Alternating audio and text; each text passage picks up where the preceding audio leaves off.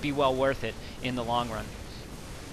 And so here we have another fight going down, and we see that we see DeLoAdEr's trying to throw up this bunker really quick, but this counterattack might be a little bit too much for him to handle, and Hasu really smartly throwing down some force fields here on the ramp to keep any reinforcements from coming in. And Hasu might just be able to take this expansion out. But now with the reinforcements able to come down the ramp not being blocked off anymore, I don't think it'll be that effective. And this siege tank placement will push him back. As soon as he sees there he goes. He's going to pull back as soon as he sees that he's being hit by that siege tank. He definitely doesn't want to get free hits in from a siege tank. So he's sending up these 3 zealots to kind of scout and see what's going on. And losing 1 zealot, a small price to pay to see what exactly is up here. Meanwhile, he is throwing down his Nexus again. And he has his High Templars out. I think those are his first few High Templars coming out there, and they're not ready to. Oh, there we go. One just ready to storm now. So bit by bit they'll be ready to storm. They're all just ready to storm now. So that's going to be a huge problem for DeLoAdEr, as we see that he's kind of staying with this heavy ground build, as Psystorm is just so powerful against both the bio and the siege tanks as well when they ball up with the rest of the troops.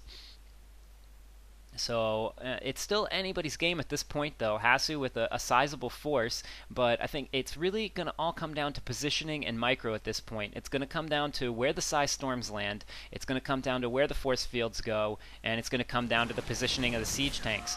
I mean, will Hasu be able to catch the siege tanks off guard while they're unsieged, or will he attack at the wrong time, and or be attacked at the wrong time? And we see as more siege tanks build up, I think things are going to keep going more and more in favor of DeLoAdEr as he gets more siege tanks out. Although he has stopped siege tank production and is focusing mostly on his bio, and I don't think it's a wise decision. I think he should get some more mech out, considering that Hasu has Psystorm.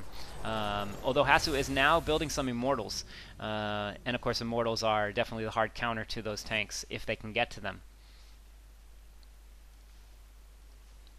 So I definitely would like to see a few more siege tanks, but you know, I'm assuming DeLoAdEr is playing against Hasu and holding his own, so I'm going to assume that DeLoAdEr knows better than I do. But he is bringing out a few medevacs for support, which is smart if you, if you already have the starport up and you're going for pretty heavy bio, then you might as well get a few medevacs to go with them. To either, just for the healing potential alone, they're definitely worth it, and you can also do some sneaky drops as well if you want. Although we don't see so much of that in the pro games anymore. So here we go. Hasu is committed. He's coming in, and he looks like he's going to eat some of this up. I don't know about those force fields. I don't think they were that well placed. Or maybe just because he wanted to get the positioning on this side. Oh, and he is able to snipe this base. So actually, no, that was completely intentional on his part. A very well-placed force fields. It wouldn't have been my choice, but it worked for Hasu. He was able to snipe that base and hurt the economy. And so it looks like he's not trying to wipe him out now. He's just trying to beat him in the macro, beat him in the overall economy by taking out his expansion. And if we look at the income tab at this point, we're going to see that it looks like he's almost mined out in the main. He doesn't have that many workers left. He's down to 16 harvesters over 47. I mean, that is a huge deficit. I really don't think there's anything DeLoAdEr can do to come back from this. He has a superior army, it seems, right now. In fact, let's check the army tab just to be sure on that. No, he doesn't. He doesn't even have a superior army. So he's basically going to have to win on superior positioning here, which he does not have right now.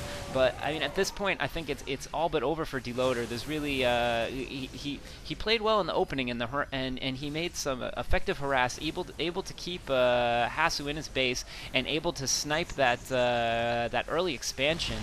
But Hasu was just able to rebuild and out macro him in the end. And unless DeLoAdEr is able to come up with some amazing micro right now, I just don't think there's anything he can do. He really needs to take out one of these expansions. But there it is. I mean, those storms just beautiful, decimating the army, and I mean, all of those marauders are just one shot away from death. and he's down to 2 tanks. In the production tab, we see only 1 Marauder being produced, and that will just not be enough. He is using the units he has left to the fullest, to DeLoAdEr's merit. He is definitely using them to the fullest effect, and he could possibly still pull back in this. He has his expansion back up and his miners mining, but overall, I mean, Hasu he has the superior force. He has the superior income. I mean, he has almost triple the income, and I think that this is GG. And there it is, DeLoAdEr with the GG for an incredible game 1. I can't wait to see what happened in game 2.